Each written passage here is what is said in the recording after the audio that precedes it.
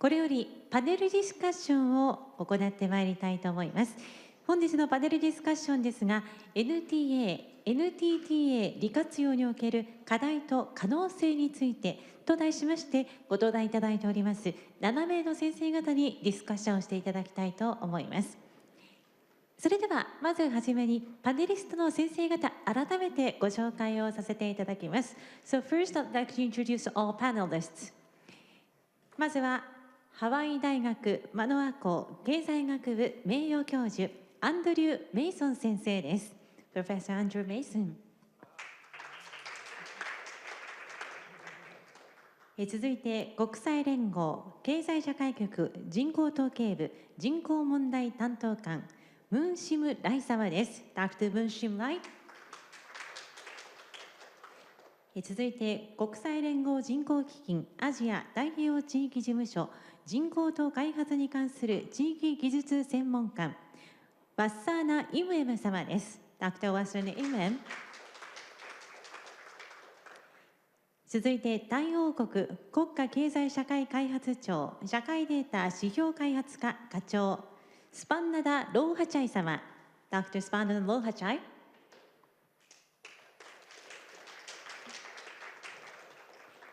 ハワイ大学マノア校経済学部教授サンヒョップ・リー先生 Professor サンヒョップ・リー。日本大学人口研究所次長および日本大学経済学部教授松倉力也先生。そしてカリフォルニア大学バークレー校経済学と高齢化の人口学センター学術専門職グレッチェン・ドーリホア様 Dr. グレッチェン・ドーリホア。以上7名の皆様にディスカッションしていただきます。そしてモデレーターは国立社会保障人口問題研究所企画部室長福田節也が務めます。では福田室長よろしくお願いいたします。はい、ありがとうございます。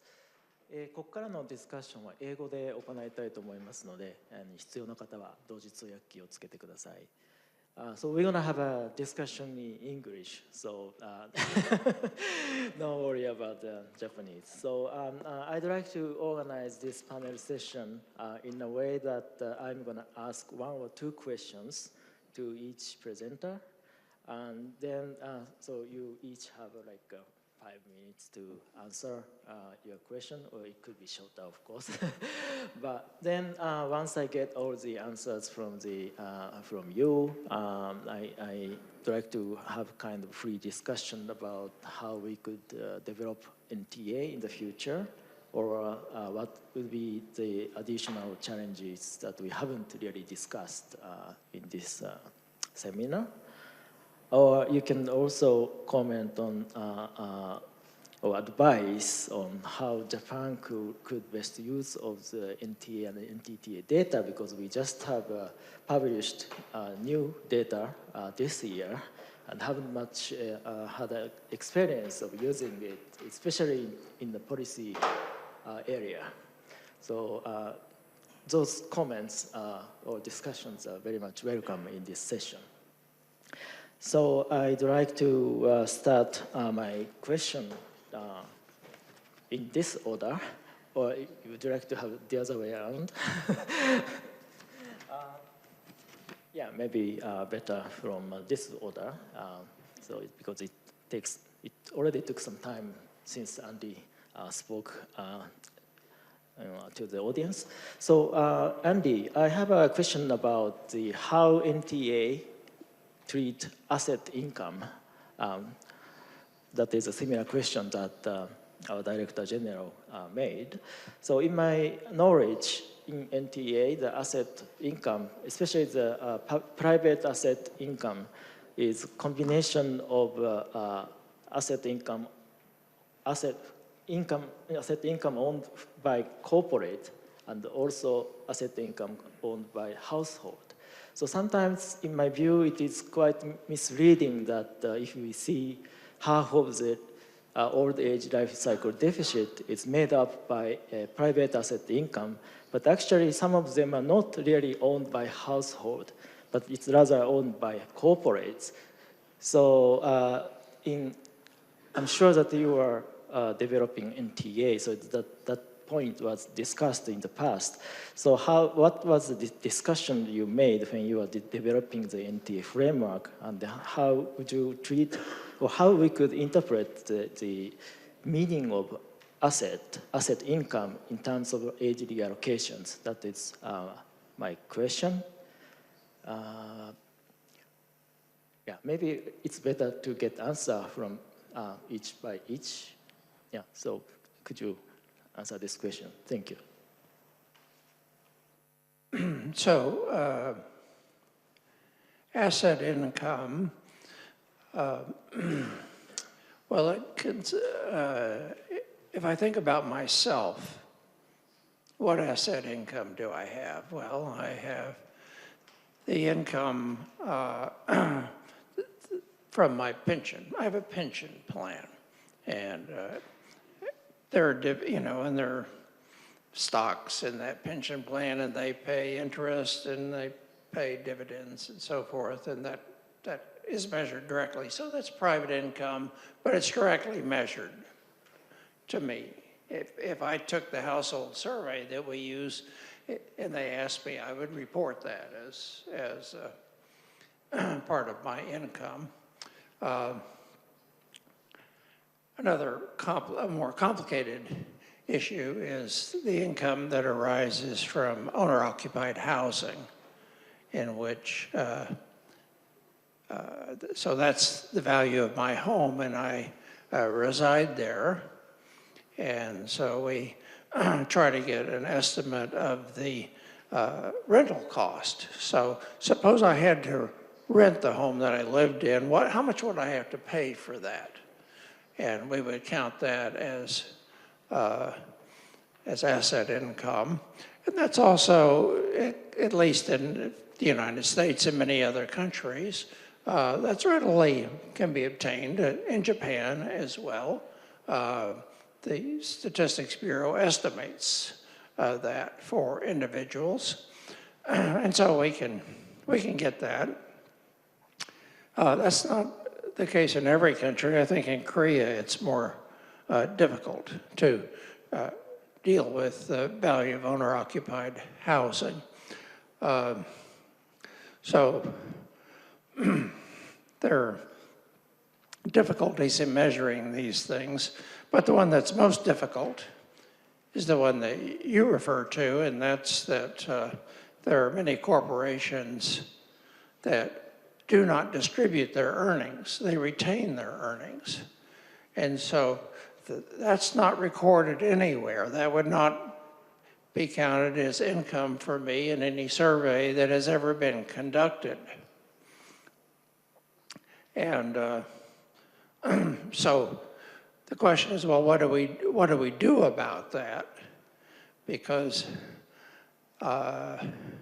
our thinking and what influenced us was the fact that, well, I own that corporation because I own shares in that corporation, and I may not receive any of the earning from that year, but the value of their shares should go up. And so I could have appreciation in the value of the stock that would accrue to me. And well, that doesn't show up in an income survey, I don't think, but we would like to include that. Or another way to think about it is, well, maybe the shares didn't appreciate, but eventually the corporation retained their earnings today, but they'll give them back to me maybe next year. And so, and there's, in present value terms, then there's some flow to me in my resources. And so this is called piercing the corporate veil. So we say, well, those corporations may keep it, but it's really ours, and we know it, and we act on that. So other people would say, well, that's ridiculous. And people have said that to me before. So people who, I think, a lot of people in the system of national accounts, they do not do this. And of course, in the system of national accounts, the individual plays no role at all. There is no individuals in the SNA. They're firms, but there aren't people. And so that's why one reason we take a different approach. So I find this easier to accept in a country like the United States, but when I start thinking about China, I get really troubled. I don't know what to think about China because they have all these state-owned enterprises and they're earning all these profits, I guess, and they're keeping them. And do people think that they own those state-owned? I don't think so.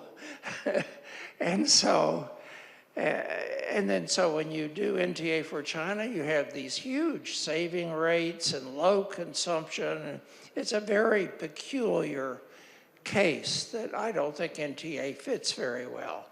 And so, well, it's a troubling question. And I'm sorry you asked me about it. But that's the best I can say. Yeah, so maybe Japanese team should have to do something with it. Okay, so I moved on to Nicole. So I have a question about NIA. I think it's a really catchy new trend in development of NTA framework. But at the same time, I know how difficult and time and labor consuming constructing NTA is. And we are a team of 3 in Japan to construct NTA. We're really exhausted. And then now, if you say like you disaggregate NTA by SES, socioeconomic statuses, I think it's a lot of work. I'd like to know a little bit about like what are the particular difficulties in constructing NIA in your point of view, and then also I think like disaggregating every NTA variables by socioeconomic status is really challenging. Is there any country which you can really do that, or most of the NIA is only like only for the partial variables in NTA rather than full accounts? So that is my question. Thank you for the question. Well, I didn't mean to give you more work. So why do we have NIA to begin with? Actually, this is more like a demand-driven. So we have countries like Jamaica. The government wanted the NTA desegregated by income quintiles. So they wanted it. And then we have some Latin American countries say the same thing. So that's why it's more like an idea that given by member state, and we incorporated their suggestions in this project. You are right on. It's impossible. I mean, a lot of start with measurements. Which measurements we use? There's so many measurements that we can disaggregate, right? You can do it by income quintile, but that is a drawback on it because individuals' income changes over their life cycle. So it's not stable to represent someone's status the whole life cycle. Then a more stable measure would be the education approach, looking at education attainment. But then education attainment, usually we only have data for education attainment of the household head, for example. Then it doesn't really represent well individual differences in the household. So the manual itself, we come out with a recommendation of using education quintile. We also chose one more measurement in the manual, which is household arrangement. It is the most difficult one to measure. So you have different types of household, nuclear household or extended household. Then you can see differences of the transfer and how they support the older person. So measurement is the technical difficulty, but the thing is, we don't have to measure the whole full account. It depends on the country demand. So technical difficulty we can handle by having expert and come out with manual and training. To me, the most difficult part is sustainability. Whether the country could sustain, you train the person will continue be in the institute to estimate again for the next year. So that is the more issue to me for sustainability. Yes, those would be the more challenging for me to identify which partners to work with in the government itself to make it sustainable. Yeah, thank you.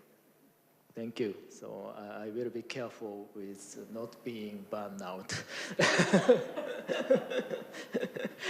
So I have now moved on to Wasana. So you have a lot of experiences of communicating with policymakers, especially like high-level policymakers. Usually, like a statistics institute or government research institute like us, it is quite difficult to reach out to the high-level government officials to talk about NTA. But if it was possible for us to communicate with policymakers, what is the really important key to communicate with policymakers? Like from your experience, if you can share some of the good practice, I'd like to really hear about it. Thank you. That's a very good question and important.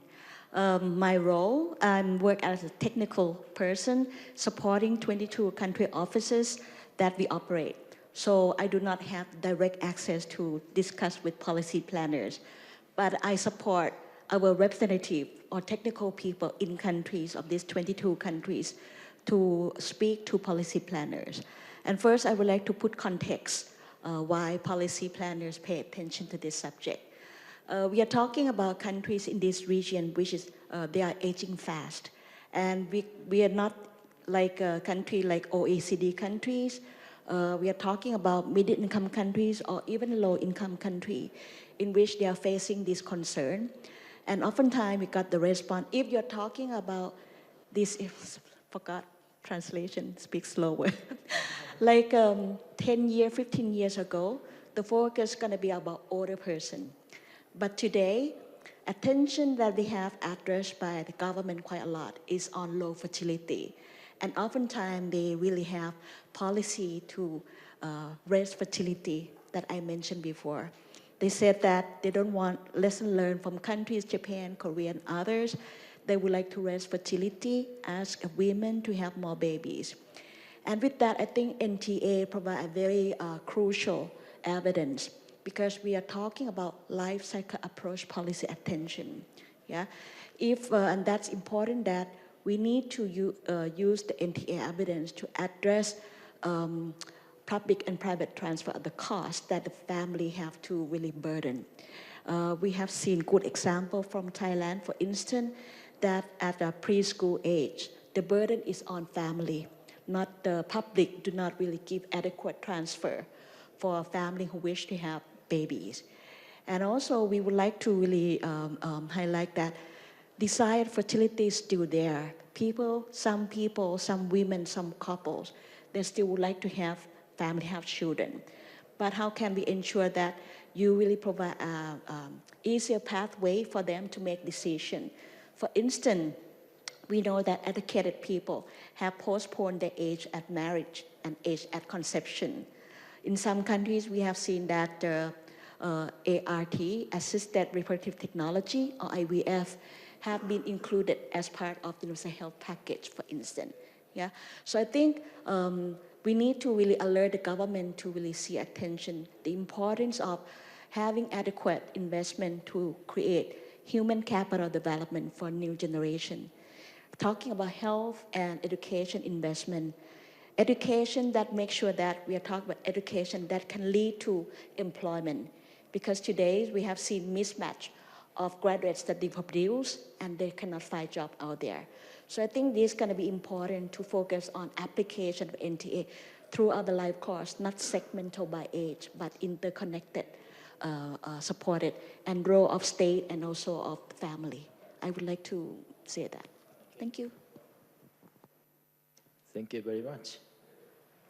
So now I'd like to move on to PAR. So I have two questions for you. One is, I think both of them are quite easy ones, so you don't have to be scared. So the first one is, I'd like to know like how NTA producing team is organized in Thailand. As I said, like we have only 3 people working on NTA, and then it was a lot of work. And in Thailand, like, how many people are working on producing NTA, and how often you publish data? That is question number 1. And then the second question was a little more complicated, maybe. So you mentioned that NTA is used for several policy making. And then one of the examples was like, it was used for the evidence for the child support grant. So I'd like to know a little bit more detail about how NTA was used in this policy making process. So these are 2 questions from me. Thank you. Thank you. For the first question, right now we have about 4 people producing the NTA, but the NTA team, there are 7.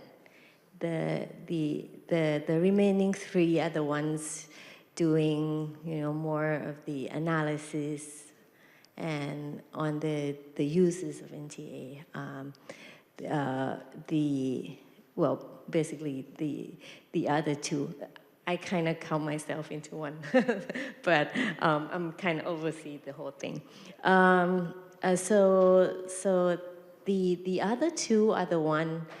It's kind of, I'm jumping to the next question, but the other 2 are doing the application for policy making, basically. How often do we do the NTA? We used to do it every other year. That's the most often times that we can do, because the household surveys only do the income survey every other year. So we used to do that that often. But right now we are trying to do it in a less often manner. We kind of trying to do it every 4 years instead. So that would leave us 3 years to do more on the use or the utilization of the NTA. We want to do more, like Sanyop mentioned, there's a lot of people want to use them, but not to produce them, right? So that's, you can count us as one of them. And so as both producers, and we also want to be end users, so we also want to have time to use the data that we produce. And coming to the second question, for the child support grants, we use public expenditure and compare them between children aged 0 to 6 and compare that to children aged like 7 to 14 and 15 to 24 or something. And the data at that time showed that government expenditures on children aged 0 to 6 is really low compared to school-age children. And so that sort of shows that there's a policy gap that government can do something about it, to invest on it. And together with the, return on education figures, we all know that, return on investment, on education investment for children at a very young age gives the highest returns. And so together with that, it sort of supports a government policy to implement the child support grants. And Thank you very much. So I came up with one additional question. Do you intend to compile NTTA as well, or only stick to NTA? Oh, yes. Yes. Yeah, I just actually had a discussion with Gretchen earlier that the NTTA seems to be sort of a difficult, hard to do sort of concept, similar to you with the disaggregation by income quintiles thing. Once you finish compiling the NTA, you just want to focus on the NTA first and not the modification or the extension or whatever. And so at the beginning, we were thinking that, oh, maybe we'll focus on the NTA, but not the NTTA. But now, especially after COVID, there seems to be a lot more evidence in Thailand that you know, like care work within the households really make a big difference, and especially you can see that very obviously during the COVID, and probably right now as well. So that sort of brings us to the attention of the NTTA. So we plan to do that, but hopefully we can we can do that in the future. Yeah. Thank you. It's good to know that Thailand will also compile NTTA, maybe in the future. But I will tell you that compiling NTTA is much easier than compiling NTA. So, and useful too. Okay, so now move on to Sanhyop, Professor Lee. Yes, so, yeah, you made a great presentation about how NTA network was expanded. And then you also mentioned that you pushed the Korean Statistics Office to compile institutionalized NTA.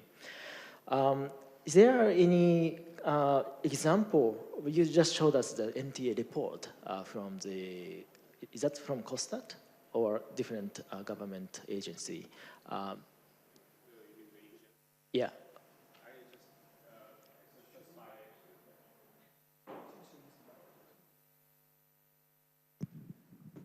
You mean the example from the government budget office? Yeah, yeah. Actually, it's just by accident. So there are so many examples like that.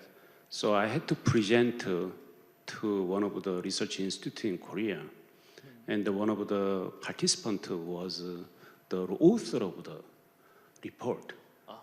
And so there is no way that actually I can find out who are using it. So it's like, sometimes I think it's unfair that when people use national accounts, they don't cite. But very silently. Yeah, they don't cite that this is a citation of national accounts. But when they say it's an NTA, then you have to cite. I think that's kind of weird. That's why I said, okay, actually the person who wrote that report knew my name, but she didn't know my face. Oh. So, okay. I mean, so I think one of the important motivation to institutionalize NTA is to use it for the policy making, right? So do you think, how do you evaluate like a Korean situation? Like, do they produce very intensively, like every year, NTA data? That's, and then really do you see like they are really used in policy making, or what is the link between? Right, that's a really good question, actually. I mean, I don't know why actually it ended up with making it every year, actually. So yeah, I mean, we suggest something like every 2 years in the beginning, every 3 years. So actually, I don't know why they ended up with actually making every year, but there is an advantage or disadvantage, because sometimes NTA actually fluctuate in some profiles, right? Think about in national accounts, there are one number, like compensation of employees. We have 90 numbers for compensation of employees, labor income. So think about the fluctuation we can think of. So if you compare like every 4 years, suppose the 4 years belong to pandemic.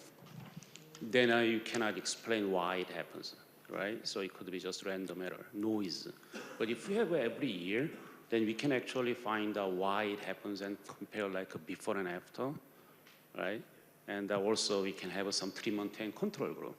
So there are some advantage of having every year, but of course it's costly. And another thing is actually NTTA. We'll have a meeting in December 16, I believe that's Monday. So actually Korea is also trying to make the NTTA as a national They did already. No, it's not national official statistics yet. I see. So we tried for like 1.5 years, but probably next year we'll make it a national statistics. So do you know any kind of linkage between the NTA and the policy making in South Korea? Okay. So the example I showed actually show that whether actually it's really used for policy making. It's the same question, right? So, but the National Budget Office is using it for their fiscal projections. So I think that's probably the best example I can say, which I found out by accident. So, but that's the one example. But another example is actually I present a lot. I mean, I meet people a lot, right? So it's like just by conversation, and we have this kind of data. And sometimes we are very surprised to see this kind of figures of NTA here and there. So which are not cited, of course, not. So, yeah, I mean, yeah, those are the examples, yeah. By talking to policy people, you kind of enforcing policy making in South Right, Korea. but one thing actually you should be careful about is policymakers do not have much time. They already, I mean, so you have to prepare like 1-minute version, like elevator pitch version, 20-minute version. So that whenever you meet people, they are not interested in NTA. They are not interested in actually sometimes anything. So as I mentioned, is explaining NTA actually takes time. So if you just have some like, touch their point, what you need actually. And they like in India, what you need, I asked what you need instead of explaining NTA. And they're like planning something, so I gave some hints about NTA. So that kind of a thing. I see. I think that's a great advice. So now let's move on to Professor Matsukura. Thank you very much for very lively, entertaining presentation about the situation in Japan by using NTA. I really enjoyed it. And then I found it really useful examples of how we understand what is really going on in Japanese society. So the question I have for you is rather a little methodological. So you show us some of the projection result, and then is that you just fix per capita profile of all NTA variables and just change the population structure, or you have made some more things? I'm used to the golden rule. That's fixed age profile and change the population projection. That's the idea. That's the only way to, we can do that now. So yeah, we want to change to the age profile for future. There was this Professor Ichikawa there, but to change to the age profile, maybe we need some more data about like a micro data analysis, micro data based on how change to the people's behavior changed by the policy or some, I don't know, change of the value or something. So we cannot capture that yet. So if we can capture this kind of how change to the age profile in future, maybe we can do a more actual projection, but still work in progress. So to have a different age profiles for the future period, is it something more relating to like macro simulation, setting some scenarios? Yeah, that was scenario, but if you're using the longitudinal data, sometimes the longitudinal data during the survey, that's maybe policy change. We can, what kind of people change to the behavior? What kind of people don't change that? We can estimate, right? Micro simulation things. Yeah, so that kind of simulation that you can use. I think so, but maybe Professor Ichimura has more idea. But okay.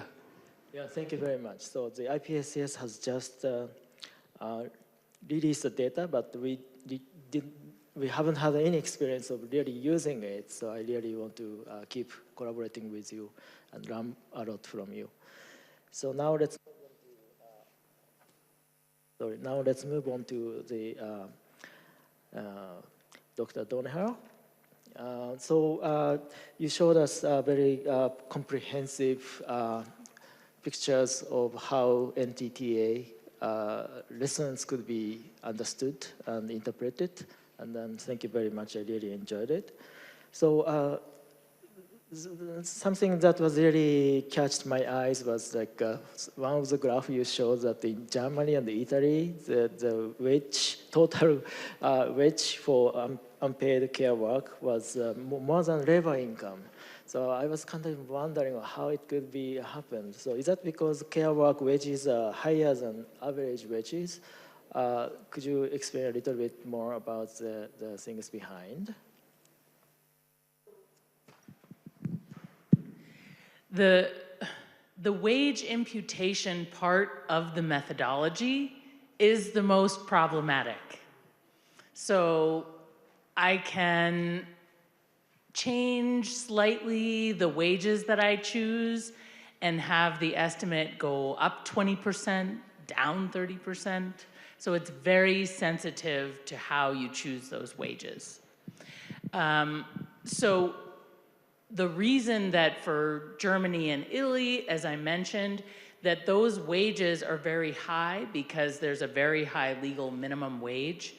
And there is a ton of time spent on unpaid care work, way more than on market work. So whether you think that the value of it, the monetary value, is sort of more than the entire labor income of the economy, that is a little concerning. But that's why, as much as possible, I like to stick to the time valued estimates because they don't have this problem. Your hour is the same as my hour. We all have the same hour, but whereas country to country, we have very different wages. But I think that the point of that exercise was just to compare the volume of the production and show that it was quite large. Thank you very much. And I have another question. So you mentioned that the unpaid work shared a substantial amount of, especially women's time use. So if government want to, for example, increase the female labor force participation, you have to also consider their time spent on unpaid work.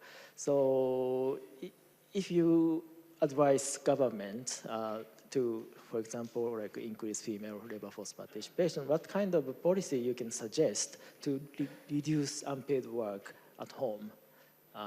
Yeah, that is my question. So there's one example in Costa Rica. This is a very concrete example that when they were talking about trying to increase female labor force participation as a way to deal with future aging, the researcher who was doing those estimates also prepared an estimate of the number of full-time child care workers you would need to provide to sort of induce that level of increase in female labor force, market labor force participation. So sort of assuming, kind of doing a sort of a micro-analysis of turning someone from a home production worker to an unpaid care worker to a market worker, how much change is that going to mean in household volume of unpaid care work, and how many additional child care workers would the government need to provide? They already have a national system of creche child care centers, but they would need to enlarge them. And so that part of the analysis is one strength of NTA and NTTA is that we can help provide a magnitude, an estimate of what is the size of response that I might have to induce some change that I want. So That's one way in which you could use that. But on a completely different question, just about the sort of research to policy, I can't remember who I heard this from, but someone said that researchers, we set the table for the policy discussion, but we don't get to have the food fight.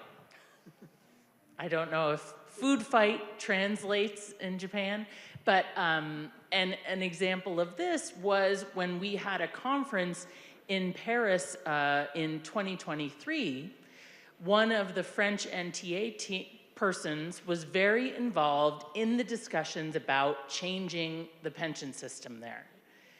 Maybe you remember there were demonstrations in the street. They were going on when we were there, and with a person who was talking to Emmanuel Macron about solving this problem. So I'm very glad they didn't know out there in the street what we were doing in that building, because I wouldn't want to walk through the protest. But so their NTA was able to set the table of this is the magnitude of the challenge, but the people in the street were having the food fight. And so, you know, we can try to be a resource for policymakers, but in terms of, can I say that we changed the pension program in France? No, I cannot. So I just wanted to add that anecdote. Thank you very much.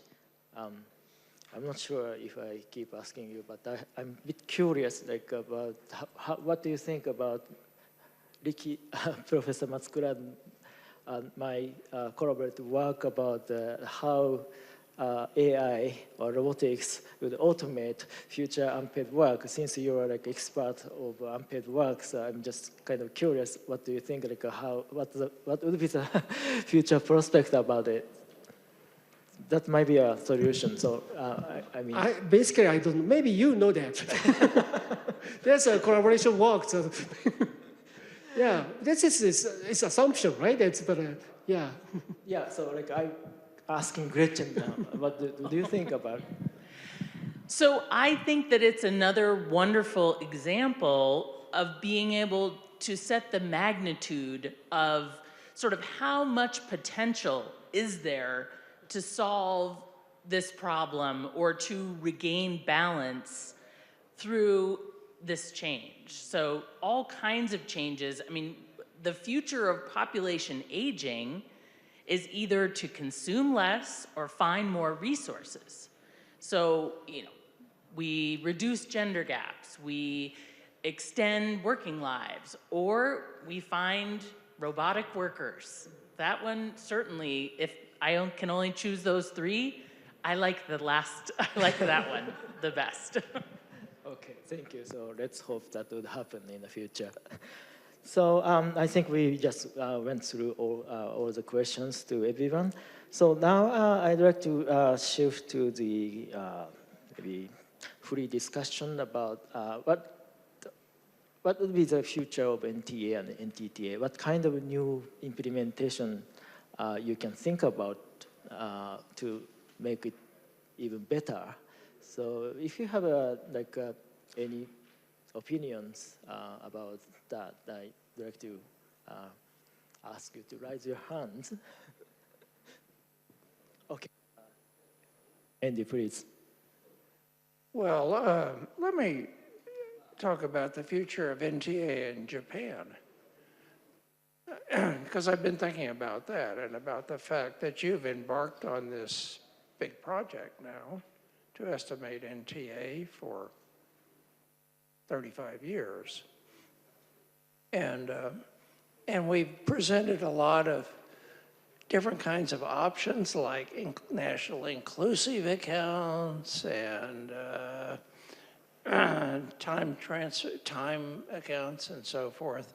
And I think one of the things that really helped the development of NTA is we did not focus solely on constructing data. There was a tremendous effort on it and interest in analysis. And so even when we just had a few countries we were still generating research and getting it out there. And that was essential, I think, to appealing to different constituencies in building NTA. And I think the same thing is true in a country.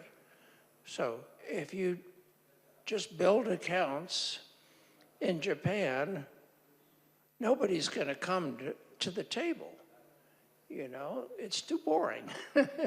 You have to take those data and do some really interesting analysis.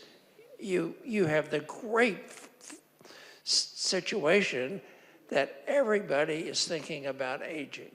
And you have a lot to say about that. And so I really hope that that's what you think about for your future, is taking your data and applying it to the issues in Japan. Okay, thank you very much. Any other opinions or? Yeah, Gretchen, please. I think the future looks bright because aging is all but assured. That, as you demonstrated, even if the very unlikely occurrence of higher fertility happens right away, happens very quickly, faster than anyone thinks it will, we are still generations away from sort of having a balance like we had 20 years ago.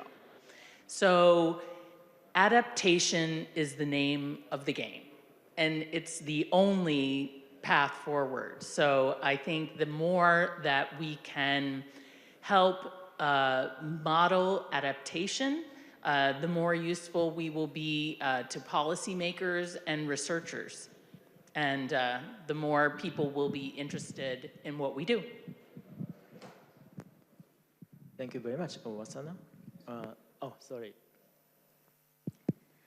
From UNFPA, way forward for us on NTA, we think that it's important to really create space for a closer South-South cooperation and not South-South cooperation, really, rather than focusing at capacity development in one country, advocacy in one country. I think that when you bring people together, like a planning ministry from one country to exchange with another country, or producer to discuss together, they feel that they are not alone in that pathway. So that's something that we plan to create more from, not even to bring people in a gathering like this, in which from UNFPA we may not have a lot of resources to do that. But I think when people really manage to form their team, we can really have regular meeting and catch up with them, even online. Even the discussion that we have today, I really have learned a lot. And I think we have rich materials, and if we can further digest and put into something simple, for instance, talking about policy applications throughout the life course, linked to materials and evidence that different presenters present, that can be very useful. For instance, we have a big forum coming up in March. That can be a very good exchange, really, before people stay together for 4 days and then go back to their countries and get busy with their work. So that's something I think there are some good opportunity on strengthening South-South cooperation and exchange between countries. Well, thank you very much for the suggestion. I think we can discuss about it in the reception dinner after this seminar. Yeah, so Professor Lee, please.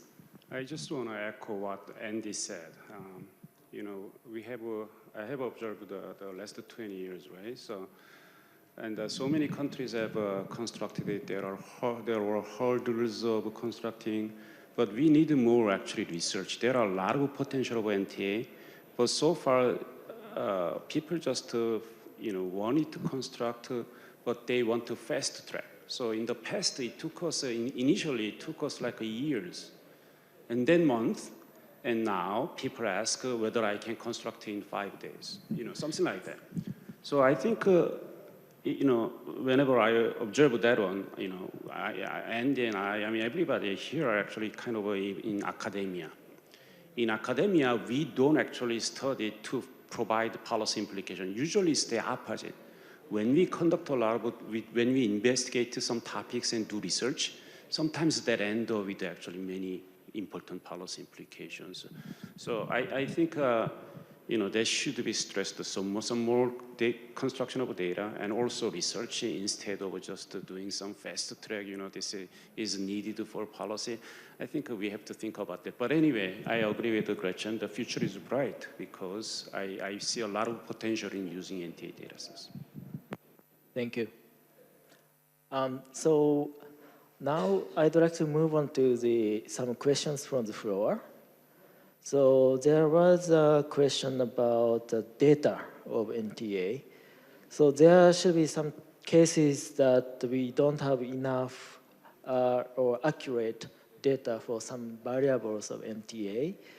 And in that case, we can either estimate those profiles or in some cases the policy-making agency have data, but it's not statistics, so they don't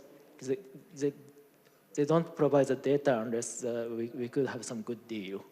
So is there any cases, for example, in Thailand or Japan or in any other country that you could success to get